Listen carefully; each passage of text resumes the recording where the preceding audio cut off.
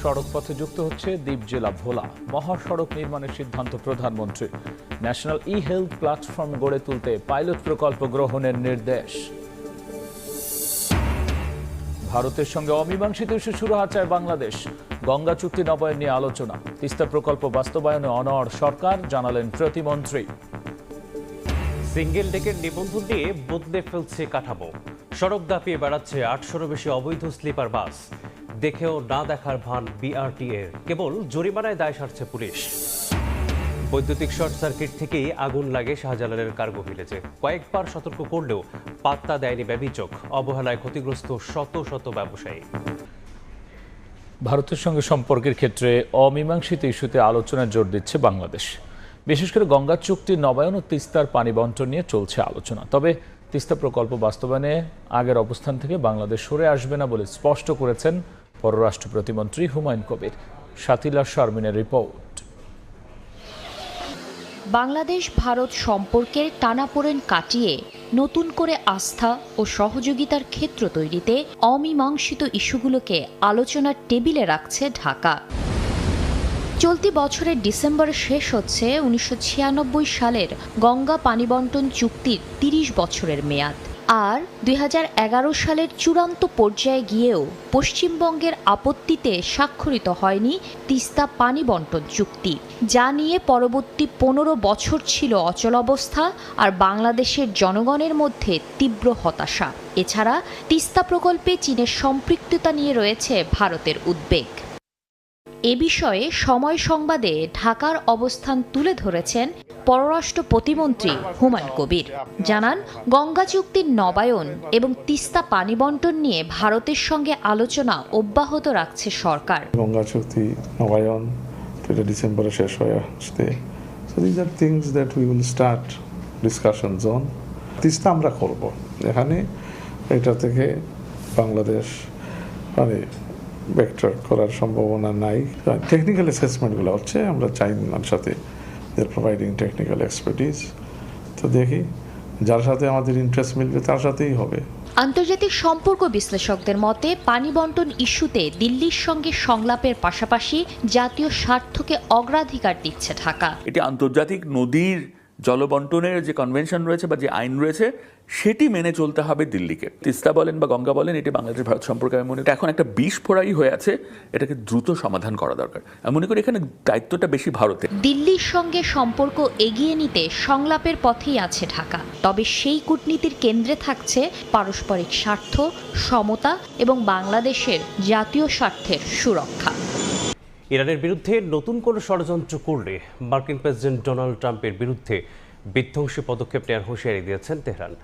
ইরানকে অর্থনৈতিকভাবে চাপে ফেলতে যুক্তরাষ্ট্রের নতুন নিষেধাজ্ঞাকে অর্থনৈতিক সন্ত্রাস বলে আখ্যা দিয়েছেন দেশটির প্রথম ভাইস প্রেসিডেন্ট। মার্কিন নিষেধাজ্ঞার হুমকি সত্ত্বেও প্রতিবেশী দেশগুলো থেকে নতুন নিরাপত্তা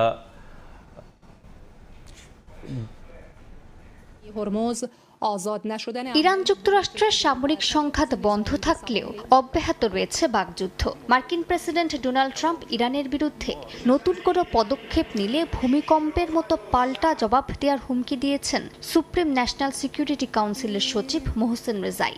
ইরানের প্রতিবেশী দেশগুলোকে যুক্তরাষ্ট্রের অর্থনৈতিক অভিযানে যোগ না দেওয়ার সতর্কবার্তা দিয়ে বলেছেন, কেউ সহযোগিতা করলে তাদের স্বার্থেও আঘাত হানবে তেহরান। এমনকি হরমুজ প্রণালী দিয়ে এক ফোঁটা তেলও বের হতে না দেয়ার এবং বিকল্প তেল রপ্তানি পথেও হামলার হুমকি দিয়েছেন তিনি।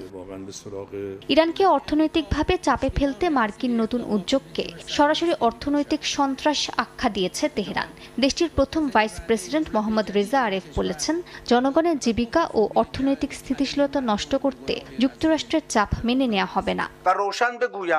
ইরানের পার্লামেন্ট স্পিকার মোহাম্মদ বাঘের গালিবাফ বলেছেন, মার্কিন নিষেধাজ্ঞার হুমকি সত্ত্বেও প্রতিবেশী দেশগুলো থেকে নতুন নিরাপত্তা ব্যবস্থা ও আঞ্চলিক অর্থনৈতিক সহযোগিতা নিয়ে তেহরান একাধিক বার্তা পেয়েছে। অন্যদিকে হরমুজে চলাচল কমে যাওয়ায় বিকল্প পথ তৈরির পরিকল্পনাও করছে পশ্চিমা ও উপসাগরীয় দেশগুলো।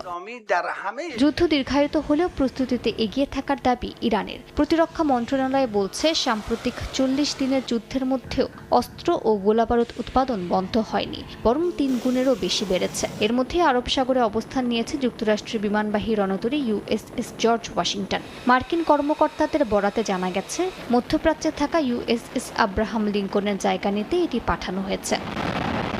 এদিকে ইরান ও যুক্তরাষ্ট্রকে আবার আলোচনার টেবিলে ফেরানোর চেষ্টা করছে মিশর। দেশটির পররাষ্ট্রমন্ত্রী বদর আবদেল্লাতে ইরানের পররাষ্ট্রমন্ত্রী আব্বাস আরাকচির সঙ্গে উত্তেজনা কমানো, ইরান ওমান আলোচনা এবং যুক্তরাষ্ট্র ইরান সমঝোতা স্মারকের বাস্তবায়ন পুনরায় শুরুর বিষয়ে আলোচনা করেছেন।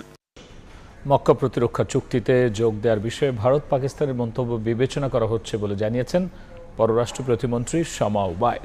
বলেন, সিদ্ধান্ত নেওয়ার ক্ষেত্রে প্রাধান্য দেওয়া হবে বাংলাদেশের স্বার্থ। রাজধানীর সিদ্ধেশ্বরীতে সাংবাদিকদের প্রশ্নের জবাবে তিনি জানান, পররাষ্ট্র মন্ত্রণালয়ের কাজের সুবিধার জন্যই আরও একজন প্রতিমন্ত্রী নিয়োগ।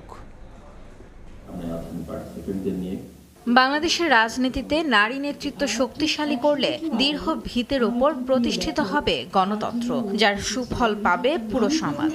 এজন্য প্রতিযোগিতাপূর্ণ পরিবেশেও নারীকে দক্ষ হয়ে ওঠার কোনো বিকল্প নেই, এমন পরামর্শে উঠে এলো সেন্টার ফর গভর্নেন্স স্টাডিজের এই সংলাপে। রাজধানীতে আয়োজিত এই সংলাপে ছিলেন পররাষ্ট্র প্রতিমন্ত্রী শামা ওবায়দ ইসলাম।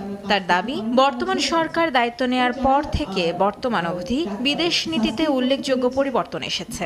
সাংবাদিকদের প্রশ্নের জবাবে শামা ওবায়দ বলেন, মন্ত্রণালয়ের কাজ আরও বেগবান করতেই মন্ত্রিসভা সম্প্রসারণ করেছে সরকার। বিগত 17 বছরের যে কোনো সময়ের চেয়ে অনেক বেশি কাজ পররাষ্ট্র মন্ত্রণালয় হয়েছে। আমি ব্যক্তিগতভাবে 3টা নতুন উইং ওপেন হয়েছে এখানে। আমাদের মাইগ্রেশন নিয়ে আমরা কাজ করছি। পররাষ্ট্র মন্ত্রণালয়ের কাজ অনেক, এবং আপনারা জানেন যে আমাদের পররাষ্ট্রমন্ত্রী UNG প্রেসিডেন্সি উনি জয়লাভ করেছেন। আগামী 1 বছর উনি অত্যন্ত ব্যস্ত থাকবেন। তো অবশ্যই মন্ত্রণালয়ের কাজের সুবিধার্থে এবং সরকারের কাজ আরও বেগবান করার লক্ষ্যে সরকার অবশ্যই যে সিদ্ধান্ত নেবে সেই সিদ্ধান্ত অনুযায়ী কাজ হবে। মক্কা প্রতিরক্ষা চুক্তিতে বাংলাদেশের সম্পৃক্ত হওয়া প্রসঙ্গেও কথা বলেন প্রতিমন্ত্রী। তার মতে, প্রতিবেশী বা কোনো দেশের মন্তব্য বিবেচনা করছে না সরকার। যে কোনো প্যাক্ট, যে কোনো মাল্টিল্যাটারাল বডিতে আমরা যুক্ত হব কি হব না, সেটা বাংলাদেশের স্বার্থ, বাংলাদেশের জনগণের স্বার্থ রক্ষিত হচ্ছে নাকি, সেটাই সর্বপ্রধান বিবেচ্য বিষয় হবে। দেশের স্বার্থ রক্ষা এবং সুষম কূটনৈতিক সম্পর্ক বজায় রেখে আগামী দিনের পররাষ্ট্রনীতি পরিচালনায় সরকার অত্যন্ত কঠোর ও সতর্ক অবস্থানে বলেও জানান পররাষ্ট্র প্রতিমন্ত্রী। গাজায় অব্যাহত আছে দখলদারদের আগ্রাসন। দেইর আল বালাহতে ইসরায়েলের ড্রোন হামলায় একজন নিহত হয়েছেন, আহত হয়েছেন বেশ কয়েকজন। এরই মধ্যে অবরুদ্ধ উপত্যকাটিতে দেখা দিয়েছে নিহতদের কবর দেওয়ার জায়গার সংকট। জায়গার অভাবে অনেক মরদেহ অস্থায়ীভাবে বাড়ির আঙিনা, তাঁবু, হাসপাতাল কিংবা আশ্রয় কেন্দ্রের পাশে দাফন করতে হচ্ছে। গাজায় দিনের পর দিন অব্যাহত আছে ইসরায়েলি আগ্রাসন। স্থানীয় সময় শনিবার দের আল বালার আল বাসা এলাকায় একটি বাড়ির উঠানে ড্রোন হামলা চালানো হয়। বেশ কয়েকজন হতাহত হন। যদিও ইসরায়েলি সেনাবাহিনী দাবি করেছে হামলায় নিহত ব্যক্তি হামাসের কমান্ডার। তাদের ভাষ্য, ওই ব্যক্তি দের আল বালা ব্যাটালিয়নের প্লাটুন কমান্ডার ছিলেন এবং হামাসের ভূগর্ভস্থ অবকাঠামো পুনর্গঠনে কাজ করছিলেন। এদিকে যুদ্ধের আরেক নির্মম বাস্তবতা, মৃতদের দাফনের জায়গার সংকট। গাজার বহু কবরস্থান ক্ষতিগ্রস্ত হয়েছে। জায়গার অভাবে অনেক মরদেহ অস্থায়ীভাবে বাড়ির আঙিনা, তাঁবু, হাসপাতাল কিংবা আশ্রয় কেন্দ্রের পাশে দাফন করতে হয়েছে। এখন যুদ্ধবিরতির সুযোগে ধ্বংসস্তূপ ও অস্থায়ী কবর থেকে মরদেহ উদ্ধার করে কবরস্থানে নেওয়া হলেও সেখানেও দেখা দিয়েছে তীব্র জায়গার সংকট। গাজার ধর্ম বিষয়ক মন্ত্রণালয়ের তথ্য অনুযায়ী যুদ্ধ শুরুর পর 40টির বেশি কবরস্থান ধ্বংস হয়েছে।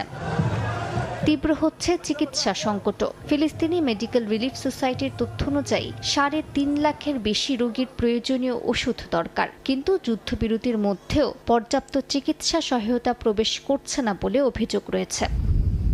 অন্যদিকে পশ্চিম তীরেও অব্যাহত রয়েছে সহিংসতা। জেরুজালেমের উত্তরে আর রামে ইসরায়েলি বাহিনীর গুলিতে কয়েকজন ফিলিস্তিনি আহত হয়েছেন। জেনিনের দক্ষিণে আর রাবেহ এলাকায় ইসরায়েলি বসতি স্থাপনকারীদের হামলায় আরও কয়েকজন আহত হয়েছেন।